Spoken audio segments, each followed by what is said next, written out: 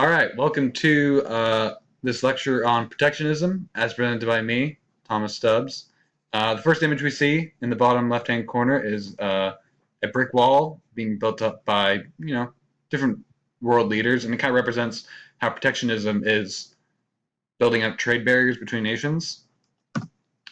So, the first part, some examples of protected industries in the U.S. Two such examples are the footwear industry and the agricultural industry. And the pictures you can see are the sneakers on the left and the vegetables in the top right. So both of these industries receive protection in the form of a tariff. So the footwear industry receives a 48% tariff on imported goods, whereas agricultural products usually tariffed 20%. So the table on the bottom, as you can see, it has export revenues listed by domestic and foreign, and like those two added together represent the total revenue from exports, which only are possible because of the protection and tariffs on these products.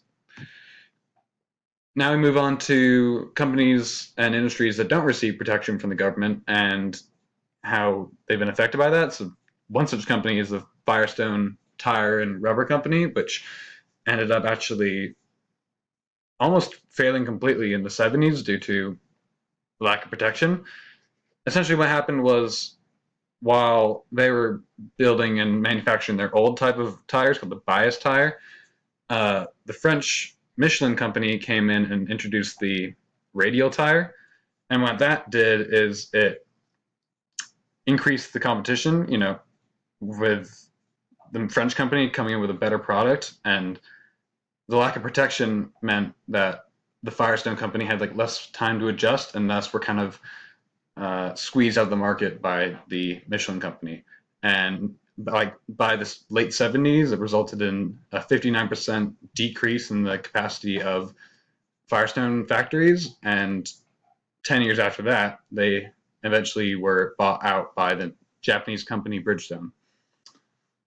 So, in addition, deportation of DACA participants can be considered the failing of a program aimed at preserving American intellectual capital, because the revenue from those people going into work in the American economy is now lost if they get deported, and that is due to failed protection programs. You can see DACA as kind of a protection program on these human capital.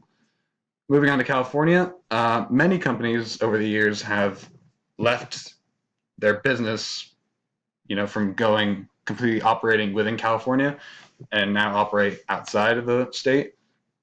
One such example is Apple Computers, who used to do all their production operations within the state, but now have moved almost all of their manufacturing to China exclusively.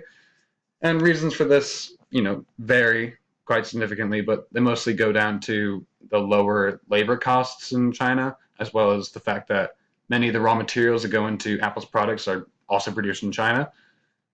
But yeah, overall, California could just be seen as a bad state for business because of the high rates on taxes and tariffs and high labor cost. But of all the companies I've left California, the one I'd like to see come back the most would be the Nestle company, as it, would increase jobs while also increasing prices on stuff I don't really buy, so I don't really care. America's most important industries I ranked them as manufacturing being the most important, followed by agricultural, then healthcare, energy, and transportation. I put in that order because, the manufacturing I saw is the most important because it produced the most raw jobs, with 17.6 million, and also contributed 12% to our annual GDP.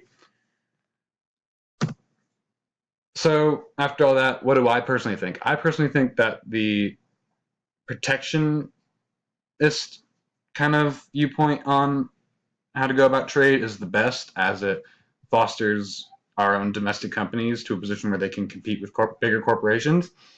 And I feel that protection is better than free trade because it's more beneficial to the country where that industry is born. Like if the country kind of nurtures that company or industry, they should be able to reap the benefits more than others. So that's why I see it as better than a free trade stance.